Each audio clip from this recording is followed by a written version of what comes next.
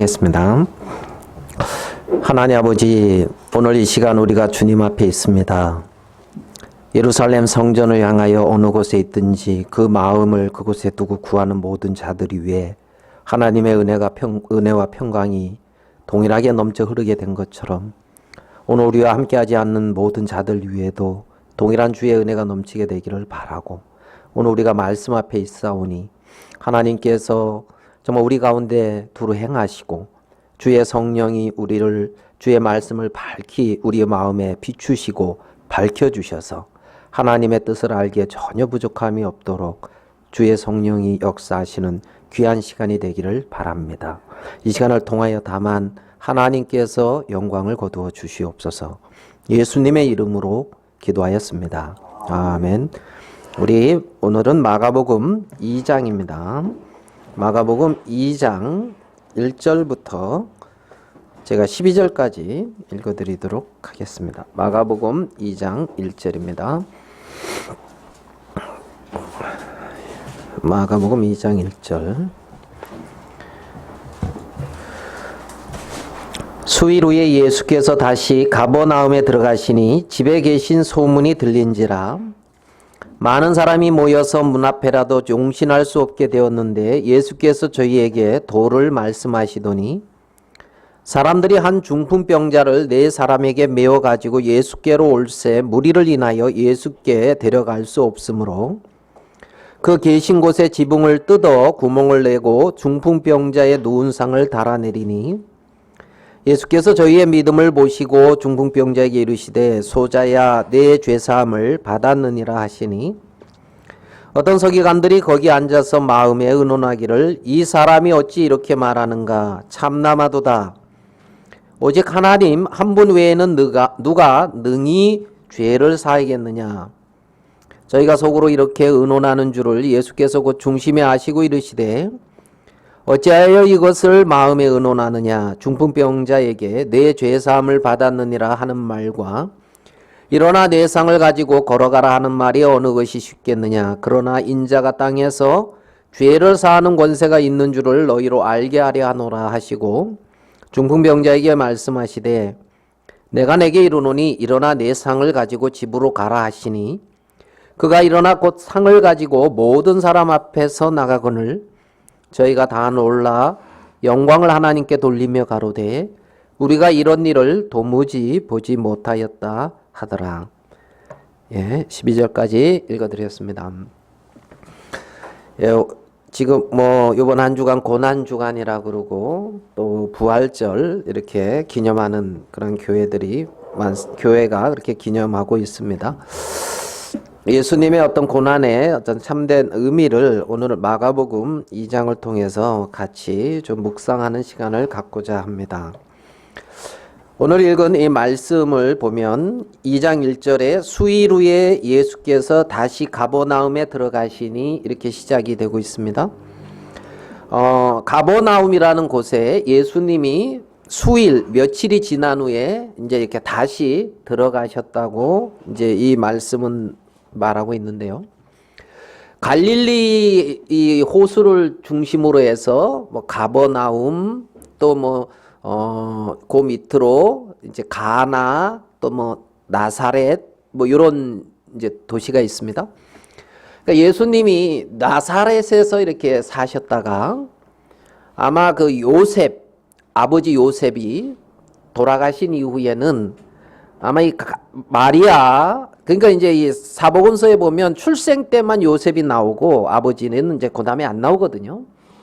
그렇기 때문에 이 가버나움이라는 곳으로 이사 가셔서 거기서 살지 않으셨나 이렇게 이제 생각하시는 분들도 있고, 베드로와 안드레의 집도 아마 이 가버나움에 있지 않았나 이렇게 추정이 됩니다. 예수님께서 유대 광야에서 이제 말씀을 외치시면서 이제 이 갈릴리 이쪽으로 올라오셔서 가버나움에서 이제 어떤 이 하나님의 어떤 사역을 우리가 시작하는 걸 보는데, 가버나움에 다시 들어가셨다 이 말은 예전에 한번 가신 적이 있다는 얘기잖아요. 그럼 마가복음 1장 21절에 보면은 이제 그 장면이 나옵니다. 마가복음 1장 21절에 저희가 가버나움에 들어가니라. 예수께서 곧 안식일에 회당에 들어가 가르치심에 그랬죠. 그러니까 예수님이 이제 마가복음 2장에 다시 들어가시기 전에 마가복음 1장 21절에 가버나움에 들어가셔서 하신 일을 보니까 첫 번째 회당에 들어가셔서 가르치셨다는 겁니다. 하나님의 말씀을 구약 성경을 기준으로 해서 하나님의 말씀을 이제 가르치신 거죠. 선포를 하셨습니다. 그리고 22절에 보니까 뭇사람이 그의 교훈에 놀라니 그랬어요.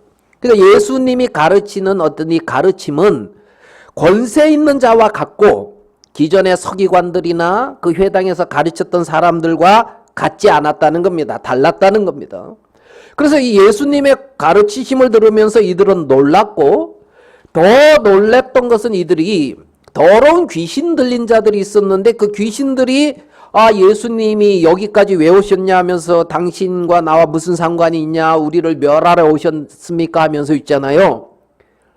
아니 거기서 말씀을 듣는 사람들은 야 이거 권세 있는 말씀이다. 기존에 우리 듣던 말씀과 다르다 하면서 갸웃갸웃하고 있는데 귀신은 귀신같이 알아보고 있잖아요. 아니 여기까지 어떻게 오셨냐 하면서 귀신들이 있잖아요. 귀신 들렸던 그 사람 지배하던 사람들에게서부터 막 떠나가고 그러니까 이제 가르치셨고 귀신이 나갔고 그 다음에 이제 어떤 표적을 일으켰냐면 그 야고보와 요한과 함께 어디 들어갔냐면 시몬 안드레의 시몬의 어떤 그 장모 열병이 걸려 있었나? 그랬을 거예요 아마. 그래서 이 열병으로 누워있는 이 장모를 고쳐요. 그리고 그 병을 고쳤다는 소리가 이렇게 좀 소문이 퍼지면서 32절로 봅시다. 32절 1장 32절에 저물어 해질 때에 모든 병자와 귀신 들린 자를 예수께 데려오니 온 동네가 문 앞에 모였더라. 34절 예수께서 각색 병든 많은 사람을 고치시며 많은 귀신을 쫓으시되 귀신이 자기를 알므로 그 말하는 것을 허락지 아니하시니라 그랬습니다. 그러니까 이 32절에 보면 여기서 이제 가버나움에서 일어났던 역사들을 지금 21절부터 이제 이 34절까지 이렇게 이제 보는데 온 동네가 모였다는 거예요. 그러니까 이 가버나움이라고 하는 이 도시가 엄청 큰 도시는 아니었던 거예요. 시골에 그러니까 어촌 거기 갈릴리 그쪽에서 그래가지고 그 소문이 다 퍼졌고 병자들이 많이 이렇게 고침을 받고 이제 많은 어떤 귀신들도 나가고 그리고 이제 예수님은 우리 또 다른 마을에 가서도 또 일을 해야 한다면서 다른 마을에 가서는 이제 막 문둥병도 고치고 여러분 이러면은 그 동네 소문이 날만 합니까 안 납니까? 갈릴리 인근에 두루스로 이제 소문이 났어요. 이 일이 아주 그냥 소문이 많이 났어요. 여러 지역에. 그래가지고 또 제자들이 나중에 이 뒷부분에 보면 나가서 귀신도 쫓아내고 병도 고치고 하니까 뭐 유대 아니면 저 요단강 저편 저 북쪽에 서쪽 북서쪽에 있는 뭐 두로와 시돈 막 여러 지역에서 다 알았단 말입니다. 그래 이제 오늘 그렇게 온 동네가 어떻게 해요? 이제 난리가 났었어요. 병자가. 그런 예수님이 여기 오시면은 좋겠지요. 예? 오늘 우리 참 코로나 후유증으로 못 온 자매님에게 하나님의 그런 역사가 딱 있었으면 참 좋겠는데. 그러게 이제 하나님께서 이렇게 오셔가지고 우리를 이렇게 지키시고 이제 고치시고 돌보신다. 얼마나 이제 축복되겠습니까?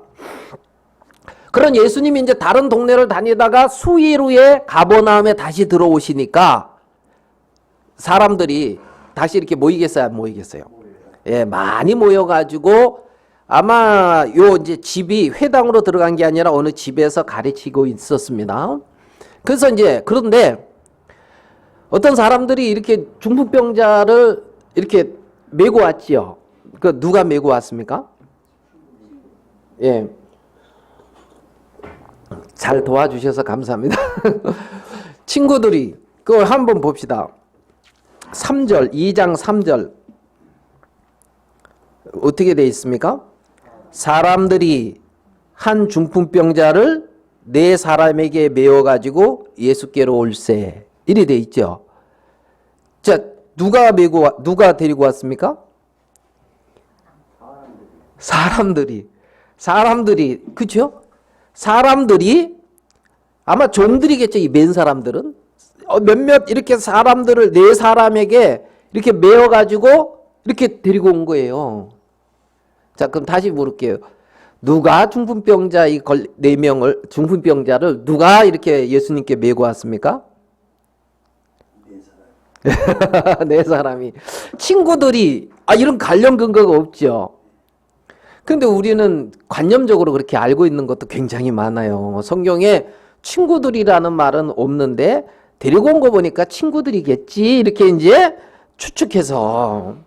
근데 친구들이 아니고 이 집안이 어떻게 괜찮은 집안이라 그 부모나 친척들이 종을 시켜가지고 이렇게 데려올 수도 있고, 몰라요. 이게 정확히 안 나와 있는데. 근데 우리는 자신 있게 친구들이 이제 이렇게 말을 했죠. 근데 여기 보니까 사람들이 중풍병자를 네 사람에게 좀 메어라 그래가지고 네 사람이 메고 예수님 앞에 왔는데, 집에 딱 보니까 사람들이 너무 가득 차서 코로나가 안 걸렸나 봐요. 거기는 코로나 걸렸으면 아마 거리두기 이렇게 하고 했을 텐데 그런 거 없이 그냥 꽉, 옛날에 시골길 추석이나 명절 시골에 그 만원 버스 옛날 차오스 때 이렇게 그렇게 집에 가신 적 있습니까? 이렇게 앉아봐도 그냥 이렇게 꼿꼿이 서 있는 이제 요런 식의 아주 그렇게 이제 가득 사람들이 용신할 수 이렇게 막 이렇게 움직이지도 못하게 꽉 차 있었단 말입니다. 그러니까 이제 이 네 명이 사람들이 이걸 어떻게 할꼬 하다 보니까 방법이 없어. 예수님 앞에 이 중풍병자를 데리고 갈. 그래가지고 어떻게 했느냐면 지붕을 뜯어가지고 있잖아요. 달아내렸다 그래요. 지붕 뜯어서, 아마 이런 건물은 아닐 거예요. 지금 우리가 있는. 그 당시에 유대 나라의 어떤 그 집 있잖아요. 집 지은 그 집 어떤 그 형태, 이거를 우리가 좀 참조를 한다면 이렇게 이제 사각형의 어떤 그런 이런 집에다가 옆에 올라갈 수 있는 계단이 있대요. 지붕으로 올라갈 수 있는. 그리고 이런 데다가 이제 나무를 이렇게 대고 있잖아요. 나무 사이에다가 이렇게 이제 풀 같은 거 이런 거 이렇게 대고, 그래서 이제 이걸 석가래라 그럽니까? 이렇게 가로지르고, 그리고 이제 이렇게 했기 때문에 이렇게 뜯을 수가 있대요. 석가래 이렇게 가서. 그러니까 계단도 있고. 좀 잘 사는 집은 이제 기와로 이렇게 했고, 아마 이제 이런 차이가 있겠죠. 그래서 이제 예수님이 말씀을 전하다 보니까 갑자기 뭐 이렇게 있던, 여긴 잘 사는 집이 아니었을 것 같아요. 이렇게, 이게 뭐 하늘이 보여요. 이렇게 그러더니만은 누가 이렇게 내려왔지요? 중풍병자가 내려왔습니다. 그래서 이 중풍병자가 내려왔는데 그때에 하시는 말씀입니다. 5절입니다. 5절 보겠습니다. 5절에 예수께서 저희의 뭘 봤다 그랬죠? 믿음을 보시고 중풍병자에게 이르시되 소자야 내 죄사함을 받았느니라, 이 말씀을 하셨습니다. 자, 예수님이 무엇을 봤어요? 뭘 봤지요? 믿음을 봤다 그랬어요.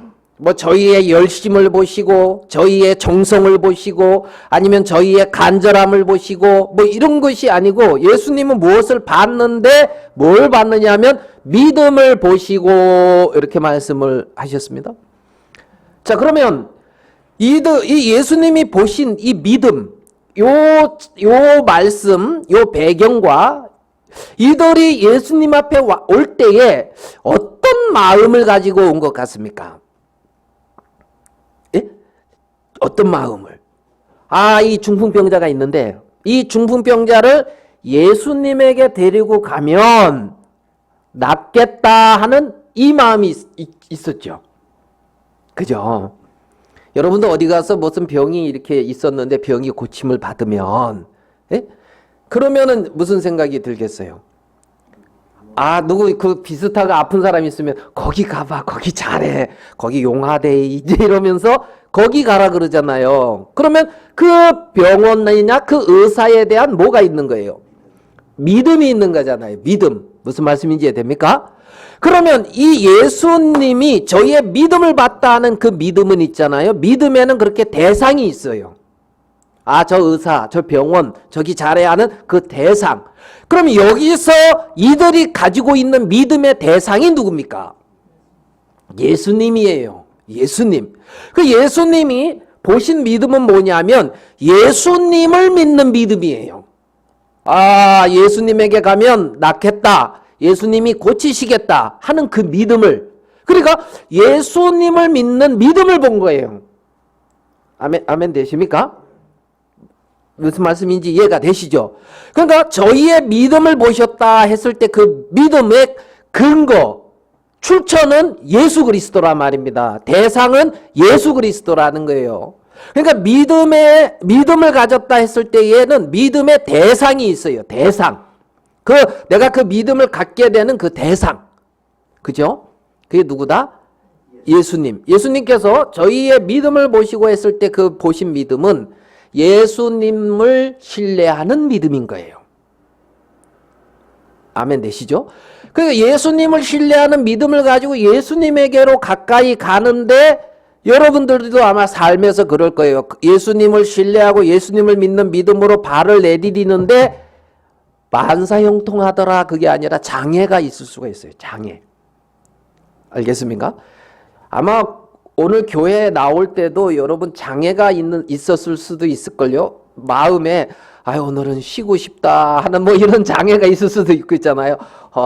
이제 하면서 있잖아요. 자, 믿음을 가지고 예수님 앞에 나갈 때에 장애가 생길 수가 있었는데 이들도 예수님 앞에 나가려고 하니까 예수님 앞에 갈 수가 있었어요, 없었어요? 없었잖아요. 그 장애가 있었단 말이에요. 장애가. 그런데 장애가 있다. 여기가 하나님의 세계는 있잖아요. 한쪽 길이 막히면 다른 길이 있다는 거예요. 주님의 세계는. 아멘 되십니까?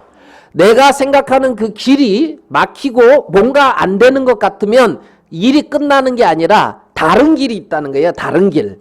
그 길. 그래서 다른 길을 통해서 하나님은 이들 속에 있는 어떤 마음을 드러내는 일도 하시거든요. 그러니까 이들이 그것을 통하여 그 사람들이 많은 그 장애를 통하여 다른 길, 생각할 수 없는 길 있잖아요. 지붕을 뜯어가지고 달아낸다. 그 길로. 그러니까 이들에게 우리가 믿음 하면은 두 가지를 이 부분을 통해서 생각할 수가 있어요. 예수님을 믿는 믿음 하나, 그 다음에 어떤 장애가 닥쳐도 주님 앞에 가고자 했던 어떤 그 마음. 무슨 말씀인지 이해되죠? 여기서 믿음을 보시고 했을 때 우리가 이 사람들에게 발견할 수 있는 것은 어떤 그러한 두 가지의 세계를 우리는 발견할 수가 있습니다. 우리 그것을 조금 더 보충하기 위해서 수로보니게 여인을 한번 생각해 볼게요. 우리 마가복음 7장으로 한번 가볼게요. 마가복음 7장에 보면 수로보니게 여인이 나오는데 이 여인이 딸이 하나 있었는데 흉악히 귀신 들렸어요. 여러분 혹시 귀신 들린 사람 봤습니까? 제가 통영에라고 하는 곳에 살았는데 바닷가잖아요. 거기에 예전에 매미 태풍 왔을 때 제가 통영에 있었거든요. 매미였나? 와, 그때 통영에 있었는데 있잖아요. 자고 일어나 보니까 도로에 배가 올라와 있더라고요. 이렇게요. 아이고, 통영이 그때 하여간 그랬어요. 그래서 그 바닷가거든요. 바닷가. 이렇게 지나다 보면 있잖아요. 바다 거기에다가 촛불 켜놓고 사과 몇 개 있고 촛불 켜놓고 뭐 이런 게 있어요. 여러분 그게 뭔지 생각됩니까? 거기서 뭐 빌었다는 얘기죠. 옛날에 여자들이 남편들 배 타고 멀리 고기 잡으러 갔을 때 할 수 있는 일이 뭐겠어요? 비는 거. 예? 비는 것뿐이 없을 거예요 아마. 그래서 거기는 있잖아요. 깃발이 많이 꽂혀 있어요. 집에. 깃발 꽂힌 집이 많아요. 뭔 말인지 이해되시죠? 깃발 꽂힌 집이요. 그리고 귀신 들린 사람도 거기서 많이 봤어요. 그리고 귀신 들리면 그 가정이 다 어려워요. 그 가정이. 흉악히 제가 어떤 청년 귀신 들린 집에 갔는데 냄새도 많이 나고 있잖아요. 얼마나 더러운지도 모르고요 있잖아요. 그 청년 하나 그러니까 집이 다 어려워요. 집이. 지금 이 수로보니게 이 여인이 딸이 흉악히 귀신 들렸다 그러는데 우리 상상을 나름대로 이렇게 해보실 수 있을지 모르겠지만 여러분이 상상하는 마음의 고통 이상의 고통을 당하고 있다 이렇게 생각하시면 돼요. 그래가지고 이 수로보니게 두로 지역, 저 수로보니 먼 지역에서 예수님이 나왔단 말이죠. 그래서 뭐라 그러냐면 자 우리 일단은 그 말씀 한번 봅시다. 7장 29절입니다. 7장 29절에 마가복음 뭐라고 되어 있습니까? 예수께서 가라사대 이 말을 하였으니 돌아가라 귀신이 내 딸에게서 나갔느니라 그랬죠. 마가복음 7장 29절입니다. 이 말을 하였으니 돌아가라 귀신이 내 딸에게서 나아갔느니라 그랬어요. 여기서는 좀 특별하게 기록이 되어 있어요. 이 말을 하였으니 돌아가라. 이 말이 무슨 말이냐면 주여 올소이다마는 자녀들도 개들도 주인의 상에서 떨어지기는 부스러기를 먹습니다. 그 말을 했거든요. 그 고백을. 그 고백이 왜 나왔냐면 예수님한테 이 여인이 와서 좀 불쌍히 여겨주세요. 그러니까 예수님이 하시는 말씀이 자녀의 떡을 취해서 개들에게 줌이 마땅치 않다. 그러니까 그 당시에 이방 사람들은 개 취급을 했다고 보는 거죠. 여기서 보면. 그러니까 자녀는 이스라엘 백성이고 너는 개다. 이런 표현이란 말이에요. 그래서 부스러기 떡을 이렇게 그 당시 거기 이렇게 큰 빵을 이렇게 하면 부스러기 떨어지잖아요. 예? 부스러기. 그래서 그런 부스러기거든요. 자녀의 떡을 취하여 개들에게 줌이 마땅치 않다 그러니까 부스러기도 이 개들은 먹습니다. 그런 은혜를 베풀어 주십시오. 이 말이란 말이에요. 그러니까 이 말을 했으니까 네가 이제 나았으니 돌아가라 그래요. 자, 요것을 마태복음 15장으로 가봐요. 마태복음 15장 똑같은 장면인데요. 29절 마가복음 7장 29절의 말씀을 마태복음 15장 28절에서는 이렇게 말을 하고 있습니다. 마태복음 15장 28절 뭐라고 돼 있습니까? 여기서는 이에 예수께서 대답하여 가라사대 여자여 뭐라고 돼 있어요? 내 믿음이 크도다 그랬죠. 여기서는 믿음이 크다고 말했죠. 그리고 마가복음에서는 이 말을 하였으니 이렇게 말했죠. 그죠? 그러면 믿음이 크다 마태복음에서는 이렇게 말했고 마가복음에서는 이 말을 하였으니 그걸 연결하면 어떻게 돼요? 믿음의 말이란 말입니다. 믿음의 고백의 말을 했단 말이에요. 그러면 이 여인이 가지고 있는 믿음은 뭡니까? 다윗의 자손이여 나를 불쌍히 여기소서. 주 다윗의 자손이요. 다윗의 자손 어떤 메시아. 자 15장 마태복음 찾았으니까 한번 봅시다. 여기서는 구체적으로 22절에 가나안 여자 하나가 그 지경에서 나와서 소리질러 가로되 주 다윗의 자손이여 나를 불쌍히 여기소서. 내 딸이 흉악히 귀신 들렸나이다.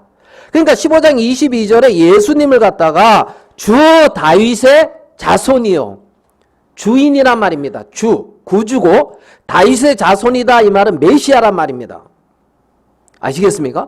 그러니까 이 여인의 고백은 당신은 주며 메시아입니다. 우리를 불쌍히 여기고 구원해 주십시오. 메시아니까. 주여 우리를 불쌍히 여겨 주십시오. 자녀의 떡을 취하여 개들에게 주는 게 마땅치 않다. 아닙니다. 개들도 주인의 상에서 떨어지는 부스러기를 먹습니다. 당신은 우리에게도 은혜를 베풀어야 됩니다. 하는 그 믿음이란 말입니다.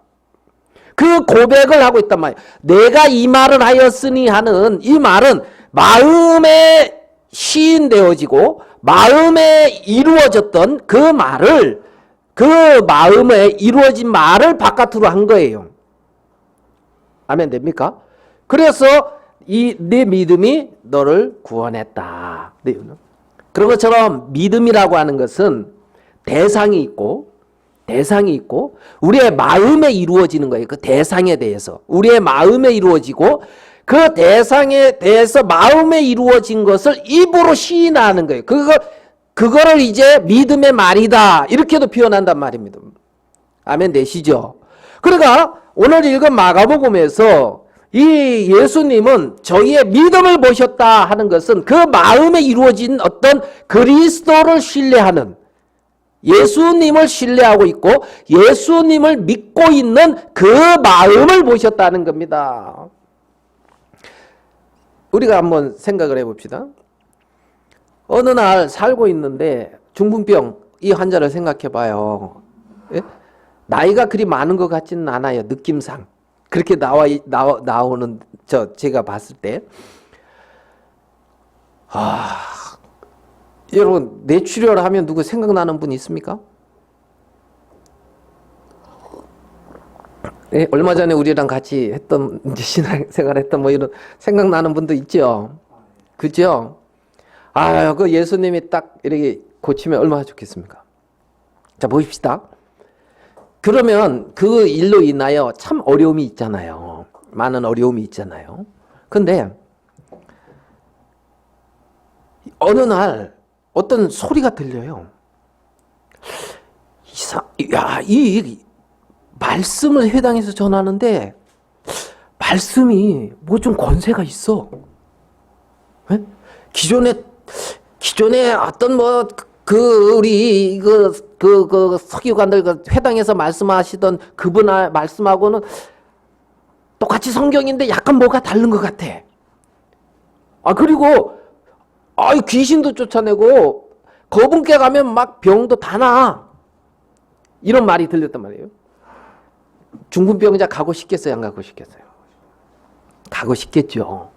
그리고 주위에도 그 어떤 동일하게 그 마음을 가지고 이렇게 갔단 말입니다.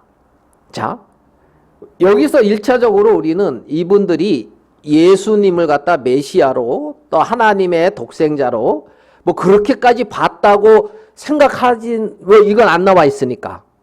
그죠? 그렇지만 그 믿음 하나로 가서 은혜를 입었어요. 은혜를.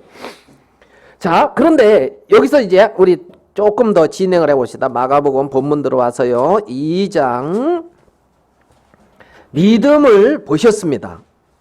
5절, 2장 5절. 예수께서 저희의 믿음을 보시고 그 다음에 뒷부분입니다. 중풍병자에게 이르시되 믿음을 보시고 뭐라고 말씀하셨습니까? 소자야 내 죄사함을 받았느니라 이렇게 말씀했어요. 자, 그러면 이 중풍병자나 이 주위에 있던 사람들이 이거 지금 예상했던 말이 아니에요. 소자야 내 죄사함 받았느니라 하는 말은 전혀 생각했지 못했던 말이고, 이제 중풍병자를 어떻게 고치나 이거에 아마 관심이 있었을 수도 있어요.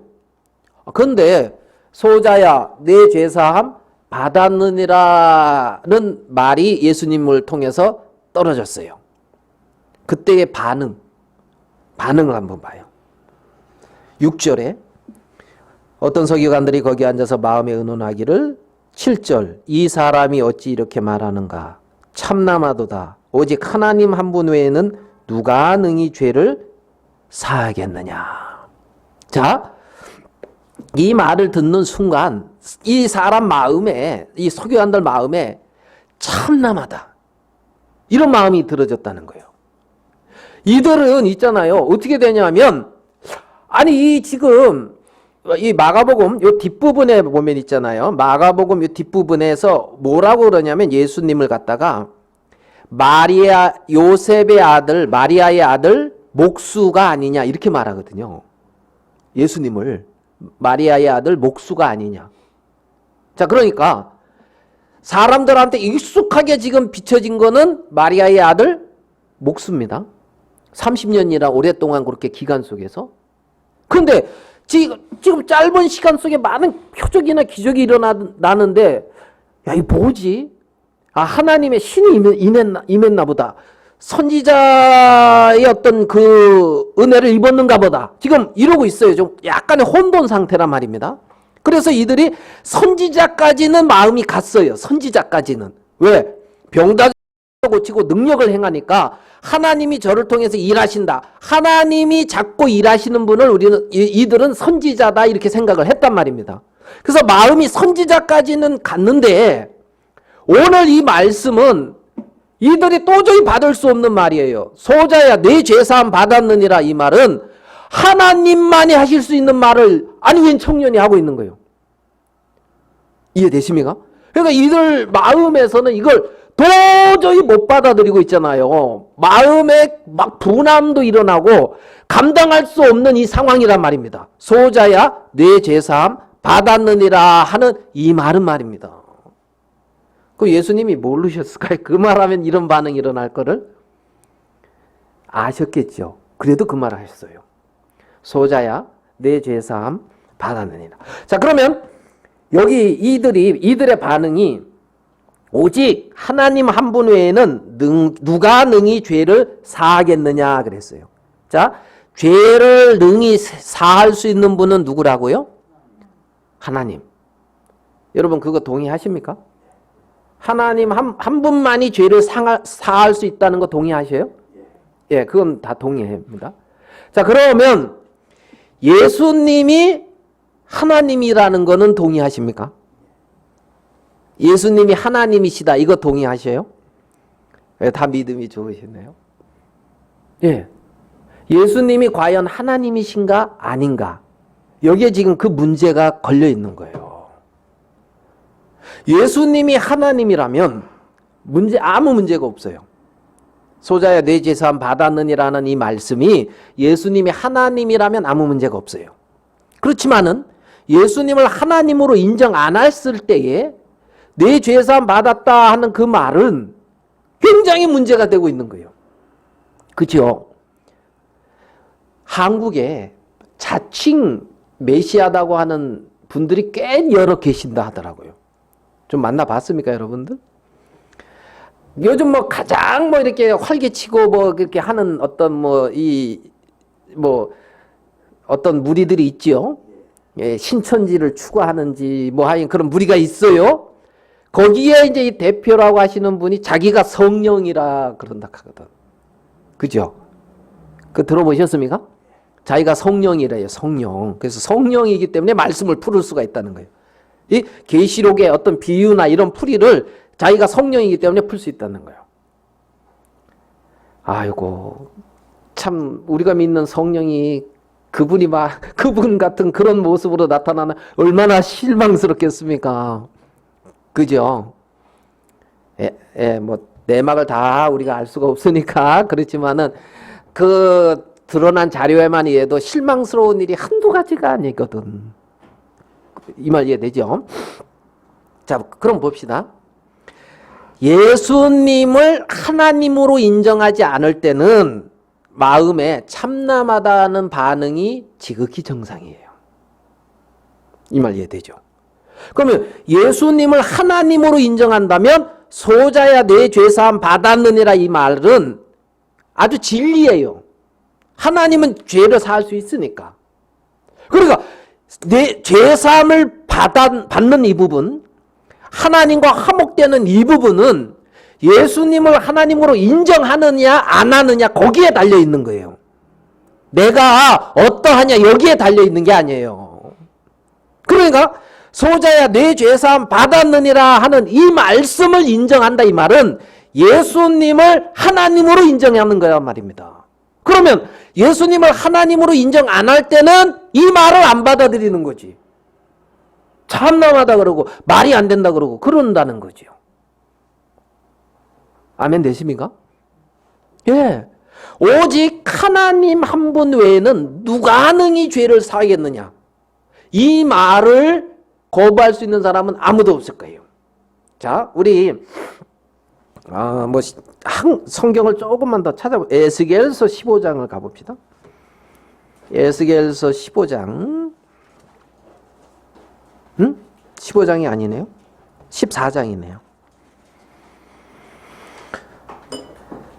에스겔서 14장 12절.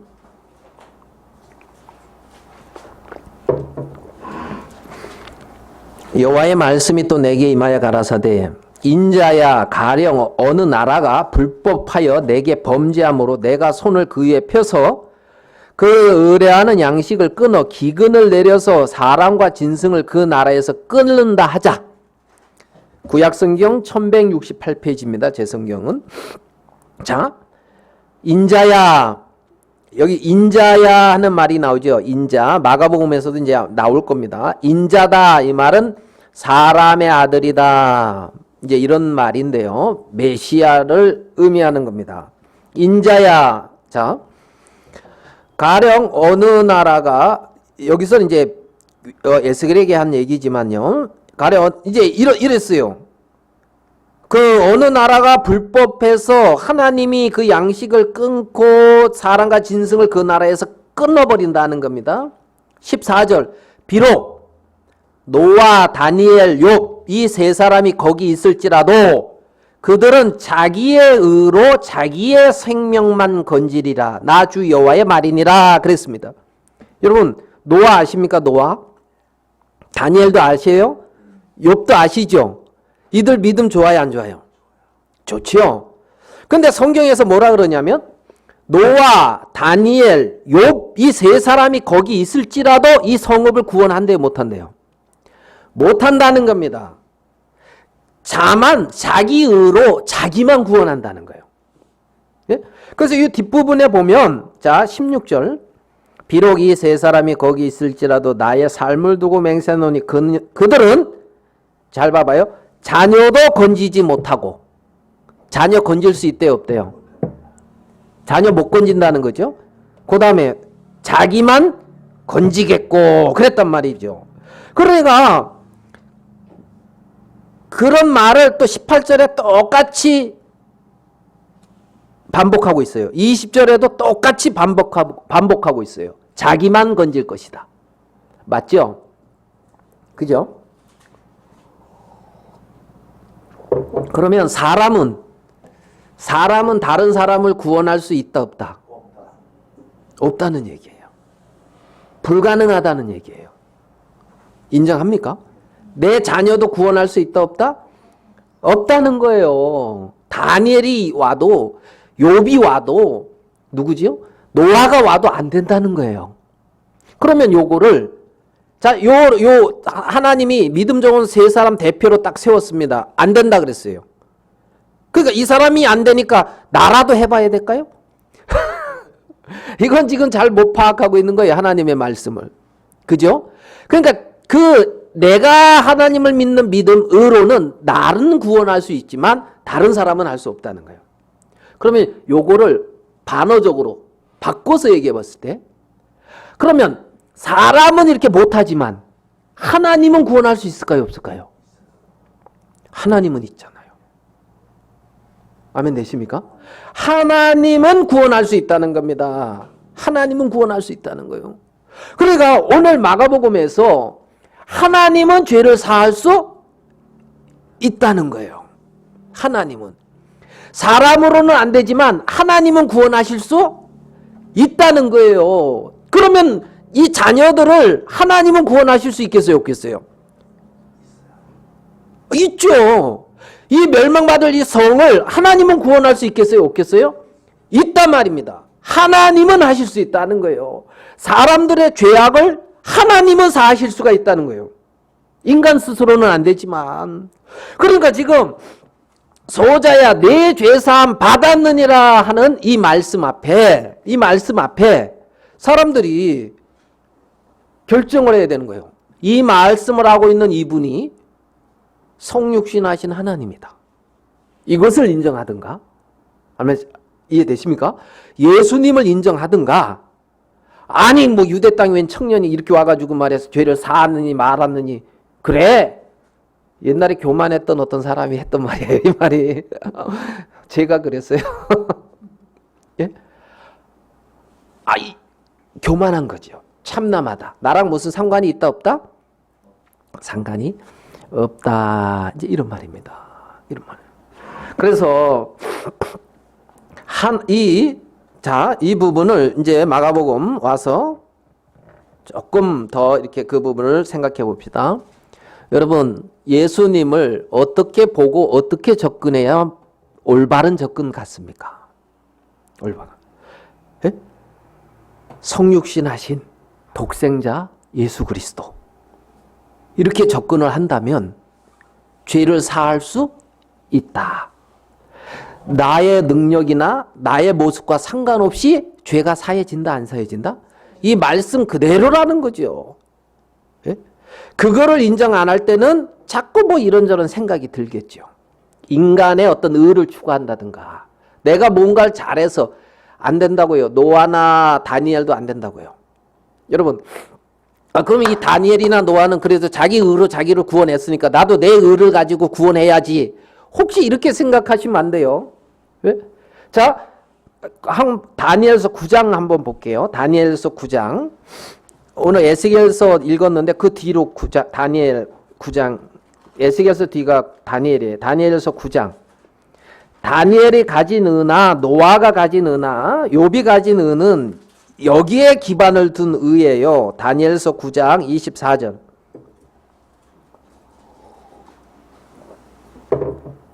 다니엘서 9장 24절. 이거 다니엘이 하나님이 보여주셔서 본 건데, 내 백성과 내 거룩한 성을 인하여 70일에도 기한을 정하였나니, 그 다음부터 잘 주의 깊게 보세요. 허물이 마치며, 다니엘서 9장 24절에 허물이 마친다는 거예요. 자, 죄가 어떻게 해요? 끝나며. 지금 다니엘이 뭘 말하고 있냐면 허물이 맞춰지고 죄가 끝난다는 겁니다. 그 다음에 죄악이 용속되며, 용속된다 이 말은 영원히 죄가 속해진다는 거잖아요. 다니엘서 9장 24절에. 자, 죄가 끝나며 죄악이 용속되며 영원한 의가 드러나며. 무슨 의가 드러난다고요? 영원한 의. 그러니까 죄가 용속되고 영원한 의가 드러나며 이상과 예언이 응하며 또 지극히 거룩한 자가 기름 부음을 받으리라. 이 예수님 말하는 거거든요. 그러니까 죄가 영원히 속해지고 영원한 의가 드러난다는 거예요. 아멘 되십니까? 예? 다니엘이 그 의를 가진 거예요. 그 의로 인하여 자기가 구원을 받는다는 얘기입니다. 이 다니엘이 가진 이 의는 말입니다. 그러니까 하나님, 자, 우리는 여기서 이제 마가복음 본문으로 돌아와서 소자야 내 죄사함을 받았느니라 하는 이 말씀 앞에 우리의 마음에 분명한 선을 그어야 될 부분이 과연 예수님을 어떻게 볼 것이냐. 그래서 하나님이다 이렇게 본다면 하나님은 죄를 사할 수 있다 이렇게 이제 볼 수가 있다는 거죠. 자, 8절로 가겠습니다. 2장 8절. 저희가 속으로 이렇게 의논하는 줄 예수께서 그 중심에 아시고 이르시되 어찌하여 이것을 마음에 의논하느냐. 중풍병자에게 내 죄사함을 받았느니라 하는 말과 일어나 내 상을 가지고 걸어가라 하는 말이 어느 것이 쉽겠느냐. 야, 너희들 왜 이렇게 의논하는데 죄사함 받았느니라 하는 말과 상을 가지고 걸어가라 하는 말 어느 것이 쉽겠느냐. 하나님으로서는 다 할 수 있지만 사람으로는 다 할 수 없는 일이에요. 이 둘 다. 예? 둘 다. 어느 것이 쉽겠느냐. 불가능한 일이다. 하나님만 가능하다. 10절로 가겠습니다. 그러나 인자가 땅에서 죄를 사하는 권세가 있는 줄을 너희로 알게 하려 하노라. 예수님이 지금 10절에서 알려주고 싶은 게 있다는 겁니다. 인자가, 여기 인자 나오죠? 예, 인자가 사람의 아들 메시아. 예수님이 자신을 인자라 그랬거든요. 인자가 땅에서, 어디에서요? 땅에서. 땅은 어디입니까? 지금 여기예요, 여기. 이걸 조금 더 이렇게 진행해서 우리가 생각해 본다면 죄가 관영에 있고 하나님을 거스르고 대적하는 세력이 팽배해 있는 이곳에서, 이 땅에서 죄를 사하는 권세가 있다, 이 말이란 거예요. 뭐가 있다요? 죄를 사하는 권세가 있다. 이것을 알게 하려고 한다는 겁니다. 알게 하려고. 이 말은 인자, 사람의 아들이다. 이 말은 우리가 조금 깊게 생각해 보면 예수님이 성육신 하셨다, 이 말이에요. 하나님이 우리와 같은 몸을 입고 이 땅에 오셨다는 것을 지금 나타내고 있는 거예요. 나는 완전한 사람이다. 동일하게 나는 완전한 신성을 가지신 하나님이라는 겁니다. 아멘 되십니까? 그러면 인자라고 자기를 표현한 것은 완전한 사람으로 너희와 동일하게 돼서, 그랬잖아요. 자기를 비워 종의 형체를 입었다고요.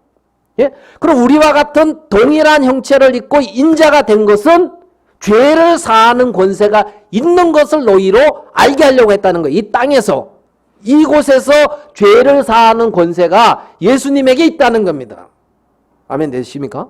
이거를 알리려고 한다는 거예요. 이거를 내가 죄를 사하는 권세가 있는 걸 너희에게 알게 하겠다. 그 일을 위해서 내가 성육신했고 육체를 입고 이 땅에 왔다는 거죠. 이 땅에.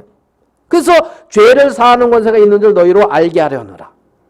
자, 그러면 소자야 내 죄사함 받았느니라 하는 말과 일어나 내 상을 들고 걸어가라 하는 말이 어느 것이 쉽게 드냐, 그렇게 물었어요. 그러면서 하시는 말씀이 소자야 일어나 내 상을 들고, 그러니까 일어나 내 상을 가지고 집으로 가라 하시니 그가 일어났고 상을 가지고 모든 사람 앞에서 나가거늘 그랬거든. 12절에. 그러니까 예수님의 말씀이 딱 떨어지니까 이 사람이 들고 나가야 안 나가요? 들고 갔죠. 예수님이 이 중풍병자에게 두 말씀을 하셨어요. 첫 번째는 소자야 내 죄사함 받았느니라 하는 말과, 두 번째는 일어나 자리를 들고 걸어가라 하는 말, 두 마디 했거든요.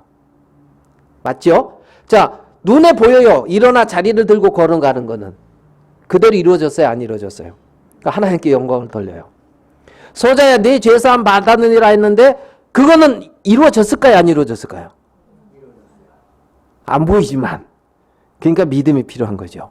그래가지고 그러니까 이분은 이 중풍병을 통하여 있잖아요. 하나님의 능력을 경험을 하게 됐는데 죄를 사함받고 또 일어나 자리를 들고 걸어가는 이 두 가지를 경험을 했단 말입니다.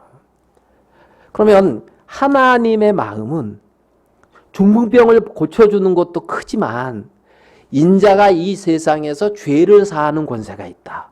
너희들의 죄를 사하기 위해서 이 땅에 내가 왔다. 이것을 알려주려고 했다는 겁니다.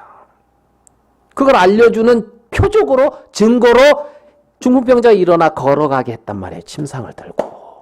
침상을 들고 이렇게 걸어간 것처럼 너희들의 죄도 인자로 와서 내가 사람의 모습을 입고 이 땅에 와서 너희들의 죄를 동일하게 사한다. 이거를 가르쳐주고 싶었다는 겁니다. 자, 우리 히브리서 2장으로 한번 가봅시다. 히브리서 2장 3절입니다. 히브리서 2장 3절. 우리가 이같이 큰 구원을 등한히 여기면 어찌 피하리요. 자, 이같이 큰 구원이라 그랬어요. 이 구원을 크다고 표현했습니다. 자, 히브리서 2장 3절을 이렇게 두고 이 구원을 이해하기 위해서 한 구절을 한번 더 찾아보겠습니다. 누가복음을 찾아볼게요. 이 큰 구원을 이해하기. 누가복음 1장 77절. 히브리서 읽은 돌아올 거니까 이렇게 접어두고요. 누가복음 1장 77절로 가보세요. 누가복음 1장 77절, 히브리서 2장 다시 올 겁니다. 자, 누가복음 1장 77절은 세례 요한이 예수님 앞에서 어떤 일을 하는데 세례 요한이 앞서서 그 길을 예비해가지고 77절을 이루고 싶다는 거예요. 77절. 뭐라고 되어 있습니까? 누가복음 1장 77절. 주의 백성으로 그 죄사함으로 말미암는 구원을 알게 하리니 그랬죠. 누가복음 1장 77절이에요. 마태, 마가, 누가. 그러니까 누가복음 1장 77절에 주의 백성에게 그 죄사함으로 말미암는 뭘 알게 한다? 구원을 알게 한다는 거예요. 하나님의 종은 죄사함으로 말미암는 구원을 알게 한다는 거예요. 예수님 앞에서 가셔서 세례 요한이. 이해되시죠? 그러니까 이 죄사함으로 말미암는 이 구원은 예수님께서 꼭 이루시고 해주고 싶은 거라는 거예요. 자기 백성들에게 죄사함으로 말미암는 이 구원을 말입니다. 그거를 알리고 싶었다는 거예요. 세례 요한이. 알겠지요? 그러니까 죄사함으로 말미암는 구원은 영원한 하나님과의 어떤 화목이고 모든 인생이 받아야 될 구원인 거예요. 정말 중요한. 자, 그러면 죄사함으로 말미암는 구원을 알게 하리니. 그러니까 구원이 뭐라고요? 죄사함으로 말미암는 구원. 다니엘이 그랬잖아요. 죄악이 끝이고 죄악이 영속되며 영원한 의가 드러난다. 다니엘이 그걸 봤잖아요. 그거를. 그런 것처럼 죄가 영원히 속해지고 영원한 의가 드러나는 그 구원을 알게 하겠다는 거예요. 메시아가 기름 부음을 받으리라고 했던 것처럼 그 구원을 메시아 대신 예수 그리스도가 이루는데 주의 백성들에게 그걸 알게 해주고 싶다는 거죠. 아멘 되십니까? 자, 거기에다가 이제 이 구원이 뭘 말하는 거구나 이 부분을 놓고 히브리서 2장 3절로 가겠습니다. 히브리서 2장 3절 우리가 이같이 큰 구원 무슨 구원이요? 큰 구원 하나님은 이게 크다는 거예요. 이 큰 구원을 등한히 여기면 어찌 피하리요? 이걸 소홀히 여기면 안 된다는 거예요. 이거 이같이 큰 구원을 너희들 소홀히 여기면 안 된다. 소자야 내 죄사함 받았느니라. 이 큰 구원이다 이거지. 이거 소홀히 여기면 어찌 피하리요? 이 구원은 처음에 뭐라 그랬어요? 예, 주로 말씀하신 바요. 처음에 이 구원을 말씀하신 분이 구체적으로 말씀하신 분이 누구라고요? 주라는 겁니다. 우리 주 예수 그리스도께서 말씀하셨다는 거예요. 주로 말씀하신 바요. 예수님이 말씀하셨다는 겁니다. 이 큰 구원에 대해서. 아멘 되십니까? 소자야 내 죄사함 받았느니라 이 말과 일어나 네 자리를 들고 걸어가라 하는 말이 어느 것이 있겠느냐? 내가 인자로서 이 땅에 와셔서 죄를 사하는 권세가 있는 줄 너희로 알게 하겠다고 그렇게 인자 예수님께서 주로 처음에 말씀하신 바요. 누가 처음에 말했다고요? 예수님이 하나님이 말씀하셨다는 거예요. 두 번째 들은 자들이 우리에게 확증했다는 거예요. 이 말을 들은 사람들이 있어요. 그게 증인이에요. 증인. 들은 자들이 우리에게 확증했다는 거예요. 이거 사실이야. 확실해. 예수님은 십자가에서 죽으시고 장사 지낸 바 됐다 3일 만에 부활하셨어. 승천하시고 다시 오신다 하셨어. 우리들의 죄를 사한 것은 확실해. 이렇게 뭐 했다고요? 확증. 증인이 정확히 증거해 버렸다는 겁니다. 확증해 버렸으면은 끝났어요, 안 났어요? 아멘 되십니까? 들은 자들이 뭐 했다? 확증. 자, 봐봐요. 예수님이 처음에 말씀했죠. 예수님을 통해서 들은 자들이 확실히 증거했죠. 확증했죠. 그것뿐만이 아니라 4절 봐봐요. 하나님도 성부 하나님께서 표적들과 기사들과 여러 가지 능력과 및 자기의 뜻을 따라 성령에 나눠주신 것으로서 저희와 함께 어떻게 해요? 증거하셨느니라. 누구도 증거했다고요? 하나님도 증거했다는 거예요. 성자 예수님이 이 땅에 육신을 입고 이 땅에 오셔서 그분께서 이 말씀을 나타내셨고 주로 말씀하신 바요. 들은 자들이 우리에게 확증했고 하나님은 예수 그리스도를 통하여 아니면 그의 제자들을 통하여 표적을 일으켜 가지고 있잖아요. 이 부분에 저희와 함께 증거하셨느니라. 증거하신 분이 누구다? 하나님, 성부 하나님께서도 증거하셨다는 겁니다. 성부, 성자, 성령 동일하게 삼위일체 하나님이 동일하게 증거하신 거란 말이에요. 그렇게 크게 여겼다는 겁니다. 아멘 되십니까? 아멘 되시죠?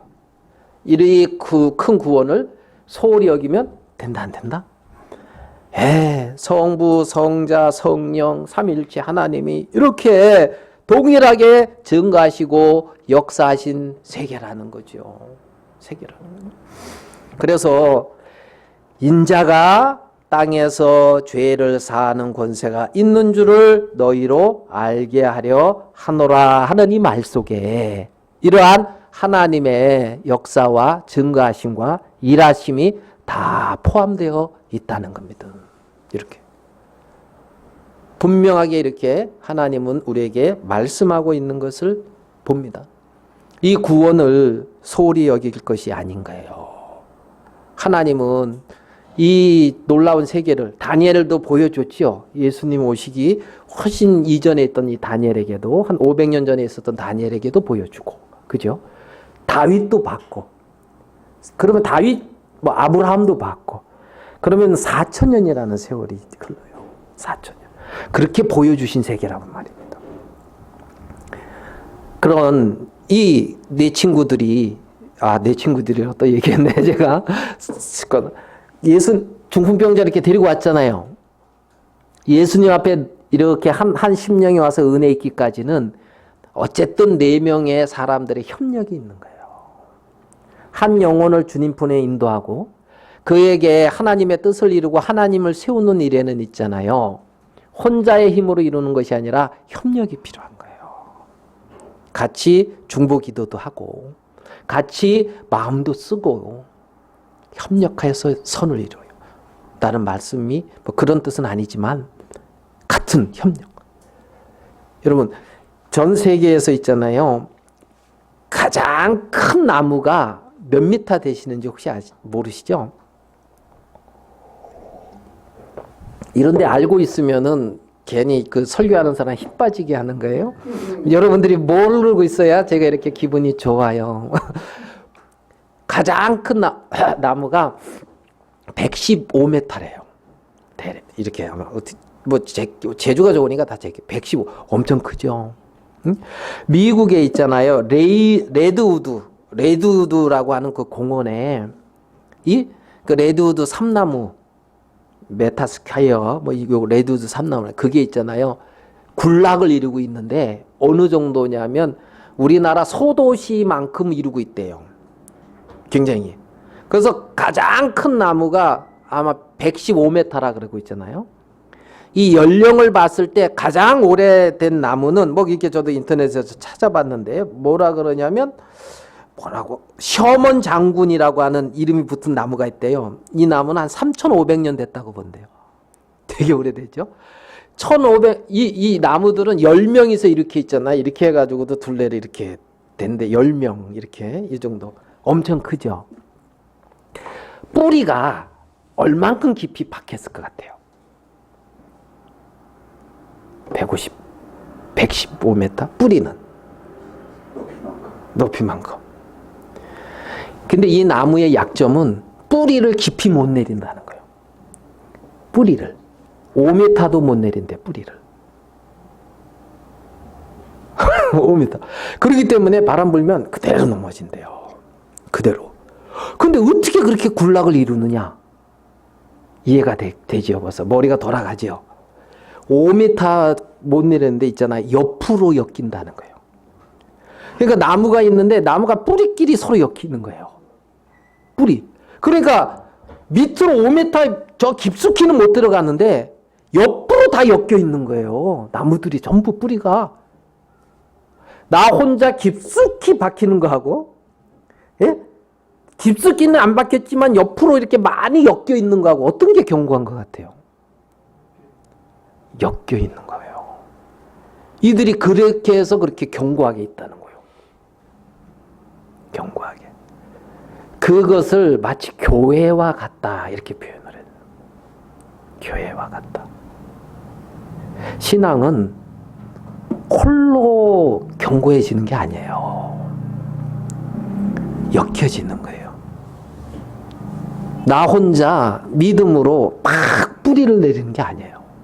주위와 연결되는 거예요. 주위야.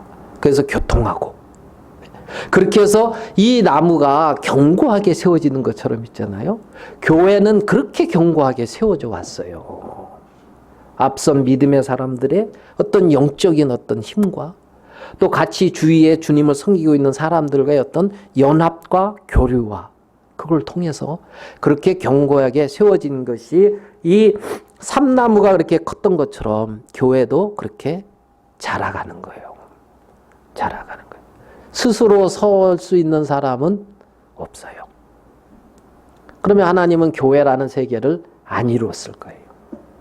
교회라는 세계를. 그래서 우리는 연약해서 넘어질 수밖에 없는 자인 것은 인정을 할 수가 있어요. 그렇지만 넘어질 수 없는 것은 엮여졌을 때예요. 주님과 엮여지고 지체들과 엮여지고 교회랑 엮여져 있을 때 그는 견고해질 수밖에 없는 거예요. 이 중풍병자가 하나님의 은혜를 입고 이 큰 구원을 하는 이 놀라운 주의 세계에 들어올 수 있었던 것은 같이 연합해서 이를 예수 그리스도에게 이끄는 어떤 세력 때문에 가능한 거예요. 이 악한 세계에서, 이 악한 세상에서 하나님은 그러한 교회와 같은 하나님의 사람들을 두셨어요. 교회를 두셨고. 그래서 우리가 거기서 진액을 공급받고 자라기도 하고 사람들이 우리 스스로 알 수 없는 이 하나님의 놀라운 세계를 발견하게 되는 거예요. 소자야 내 재산 받았느니라. 이 말이 얼마나 큰 축복인지 모르는 거예요. 얼마나. 이 말을 이루기 위해서 있잖아요. 하늘 보좌를 버리고 우리와 같은 피조 세계에 피조물과 같은 육체를 입고 오셨다니까요. 예수 그리스도께서. 누구를 위하여? 나를 위하여. 저번 주에 그랬죠. 우리를 위하여 만물을 지으셨다고요. 그죠? 우리 생명도 지었고 살게도 하시고 그것뿐만이 아니라 그 하나님의 본체시지만 자기를 비워서 우리와 같은 형체를 입으시고 이 땅에 오셔서 우리를 영원한 구원을 받게 했다는 거예요. 영원한 의를 소유하게 했다는 거죠. 이 놀라운 축복을, 이 놀라운 복을 결코 만홀히 여길 것이 아니다는 겁니다. 그래서 오늘 마가복음에 하나님은 우리에게 이러한 마가복음 2장의 말씀을 통하여 우리에게 많은 교훈을 또 말씀을 하신다는 마음이 듭니다. 기도하겠습니다. 하나님 아버지, 홀로 있어 넘어져 일으킬 자가 없는 자는 화라고 하였습니다. 삼겹줄은 쉬 끊어지지 않는다는 말씀처럼 하나님께서 이 세상 가운데 건지사 사랑의 아들의 나라로 우리를 두셨고 또 그리스도 안에서 하나 되게 하시며 서로 성령 안에서 묶이게 하셔서 정말 이 육체의 남은 삶을 주와 동행할 수 있는 복을 주신 걸 인하여 감사하고 영원한 이 실존의 세계 속에 영원한 하나님의 세계 속에 우리가 거할 수 있는 복을 주신 걸 감사합니다. 정말 이 주님의 세계 안에 은혜 있고자 온 모든 자들 위에 하나님께서 한 명도 거절하지 아니하시고 은혜를 베풀어 주셨던 것처럼 동일하게 이 시대에 하나님께서 당신의 자녀들에게 복 주시고 또 하나님 어려움을 겪고 있고 또 육체의 연약함이 있는 지체들에게도 하나님께서 날마다 힘과 생명의 능력을 공급해 주시고 은혜를 베풀어 주시게 되기를 바랍니다. 우리들의 자녀나 우리의 주위에 연결된 모든 자들 위에 하나님의 은총이 넘치게 되기를 바랍니다. 주님 축사하여 주시옵소서. 오늘 이 시간 주신 걸 감사합니다. 예수님의 이름으로 기도하였습니다. 아멘. 예.